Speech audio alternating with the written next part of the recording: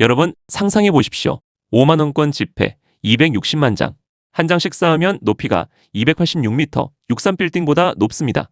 무게로 치면 2.6톤, 중형 트럭 한 대 분량입니다. 이 돈을 광화문 광장에 쌓고 라이터를 켜서 전액 태워버렸습니다. 단 3년 7개월 만에 말이죠. 놀랍게도 이건 상상이 아닙니다.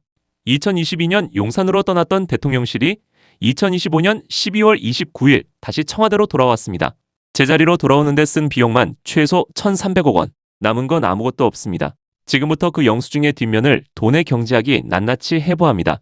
2022년 3월 20일 당시 당선인 신분이었던 윤석열 전 대통령은 자신 있게 말했습니다. 총 496억 원이면 충분합니다. 국방부 청사 리모델링 253억, 국방부 이전 118억, 경호처 이사비 100억, 한남동 관저공사비 25억, 합쳐서 496억이라는 겁니다. 그런데 국회 예산정책처가 2024년까지 실제 집행된 금액을 집계했습니다. 832억 1,600만 원. 애초 발표보다 336억 원 초과. 무려 68%가 폭등했습니다. 집 리모델링 견적이 70% 뛰면 뭐라고 합니까? 사기라고 합니다. 하물며 국가 예산이 이렇게 주먹구구식일 수 있습니까? 경제학에서 이런 현상을 계획 오류, 플래닝 팔러시라고 부릅니다. 노벨 경제학상 수상자 데니얼 카너먼이 정의한 개념으로 프로젝트의 비용과 시간을 체계적으로 과소평가하는 인지적 편향입니다. 시드니 오페라 하우스가 대표적이죠. 700만 달러 예산이 1억 200만 달러로 14배가 뛰었습니다. 하지만 용산 이전은 단순한 인지적 오류가 아니었습니다. 이 과정에서 장병들 병영생활관 예산 24억 원이 전용된 것이 밝혀졌습니다. 병영생활관 신축비 6억 8천만 원, 취사식당과 급수시설 설계비 10억 2천만 원, 관사와 간부 숙소 예산 7억 1천만 원. 이 돈들이 대통령실 이전 후속 조치에 편성됐습니다. 장병들 밥 먹을 돈, 잠잘 곳 만들 돈을 빼서 대통령실 이사에 쓴 겁니다. 더 큰 문제는 숨겨진 비용입니다. 대통령실이 국방부 청사를 차지하니까 국방부는 합참 건물로 밀려났습니다. 합참은 또 다른 곳으로, 경호부대는 또 다른 곳으로, 외교부 장관 공간이 대통령 관저가 되니까 외교부 장관은 비서실장 공간으로, 비서실장은 육군 참모총장 공간으로 마치 폭탄 돌리기 하듯 연쇄 이동이 일어났습니다. 시사 IN의 취재에 따르면 국방부가 6개월 동안 5개 건물로 분산돼 업무를 보다가 효율성이 너무 떨어져서 결국 200억 원을 추가 편성해 다시 합치는 작업에 들어갔습니다. 분리했다가 다시 합치는데 200억. 이게 무슨 블록놀이입니까? 경제학에서 이것을 인과적 연쇄 비용이라고 부릅니다. 첫 번째 도미노를 쓰러뜨린 사람이 모든 도미노에 대한 책임이 있습니다. 자, 이제 돌아오는 비용을 더해봅시다. 2025년 6월 이재명 정부는 청와대 복귀 예비비 259억 원을 의결했습니다. 11월에는 국방부가 재배치 비용 238억 6천만 원을 추가 요청했습니다. 2022년에 용산으로 이사하면서 구축한 네트워크 시스템을 3년 만에 다시 원상복구하는데 133억을 쓴다는 겁니다. 최종 계산, 용산 이전 직접 비용 832억 원, 청와대 복귀 비용 259억 원, 국방부 재배치 비용 238억 원, 합계 최소 1,329억 원, 1,300억 원. 단순히 큰 돈이라고만 생각하면 감이 잘 안 오시죠? 경제학의 관점에서 이 돈을 우리가 포기한 것들, 즉 기회비용으로 환산해 보겠습니다. 먼저 아이들의 밥상으로 바꿔봅시다. 요즘 물가 고려해서 한 끼 5천 원으로 잡아도 무려 2,600만 끼입니다. 전국의 결식아동 약 30만 명에게 1년 365일 내내 하루도 빠짐없이 따뜻한 저녁 한 끼를 먹이고도 남는 돈입니다. 청년들의 미래라면 어떨까요? 국립대 4년치 등록금을 2천만 원이라고 쳤을 때 대학생 6,500명에게 4년 전액 장학금을 줄 수 있습니다. 학자금 대출의 늪에서 허덕이는 청년 6,500명을 구해낼 수 있었던 놓쳐버린 기회입니다. 가장 절박한 주거 문제로 가보겠습니다. 공공임대주택 한 채 짓는데 2억 원.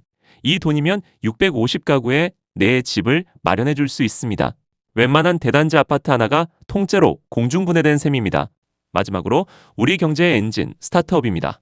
초기 창업자금, 시드머니를 1억 원씩 아주 넉넉하게 지원한다면 1,300개의 기업을 새로 키울 수 있었습니다. 제2의 네이버, 카카오가 될지도 모를 혁신의 씨앗 1,300개가 그냥 트럭 위에서 매연과 함께 사라진 겁니다. 우리는 단순히 이사 비용을 지불한 게 아닙니다. 이 모든 가능성을 태워버린 겁니다. 돈보다 더 뼈아픈 건 무너진 국가 시스템입니다. 2025년 10월 23일 정보합동감사 TF가 12.19 이태원 참사 진상규명 감사 결과를 발표했습니다. 결론 중 하나는 충격적이었습니다. 대통령실의 용산 이전이 경비 공백에 영향을 미쳤다. 참사 당일 경찰은 용산 대통령실 인근 집회 관리를 위해 경비 인력을 집중 배치했습니다.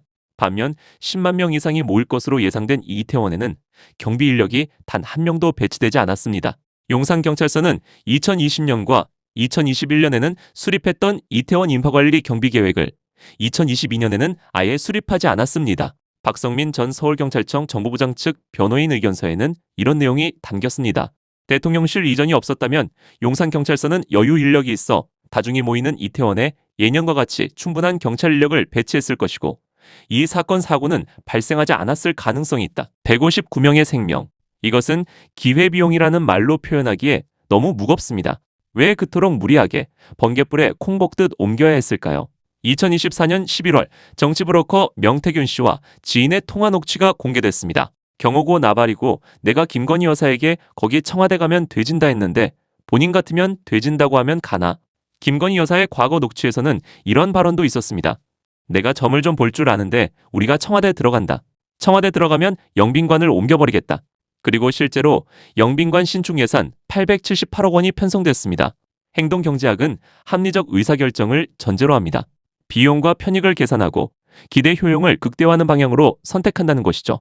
그런데 만약 국가중대사가 데이터와 분석이 아니라 누군가의 사주나 예언에 의해 결정됐다면 이것은 합리적 의사결정 모델의 완전한 붕괴입니다. 진위 여부는 현재 김건희 특검에서 수사 중입니다.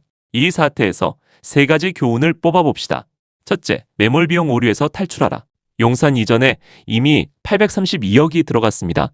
이 돈이 아까워서 계속 용산에 있어야 할까요? 아닙니다. 이미 지출한 돈은 어차피 돌아오지 않습니다.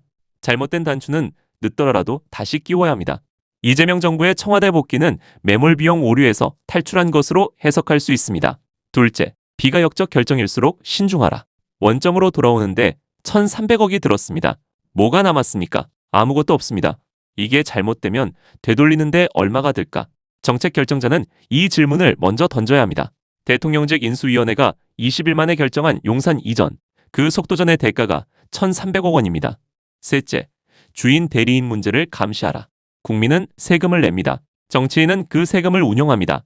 용산 이전의 진짜 이유가 국민과의 소통이었을까요? 아니면 풍수질이었을까요? 주인인 국민은 알 권리가 있습니다. 그래서 감사원의 감사, 국회의 예산심의, 언론의 감시가 필요합니다. 숫자는 거짓말을 하지 않습니다. 용산으로 갔다 청와대로 돌아오는데 최소 1,300억 원, 간접 비용까지 포함하면 3천억이 넘을 수도 있습니다. 이 돈은 단순한 이사 비용이 아닙니다. 우리 사회가 치른 민주주의 학습비 이자, 리더십 실패의 위약금입니다. 여러분의 생각은 어떠십니까? 댓글로 의견을 남겨주십시오. 돈의 흐름으로 세상을 읽는 돈의 경제학이었습니다.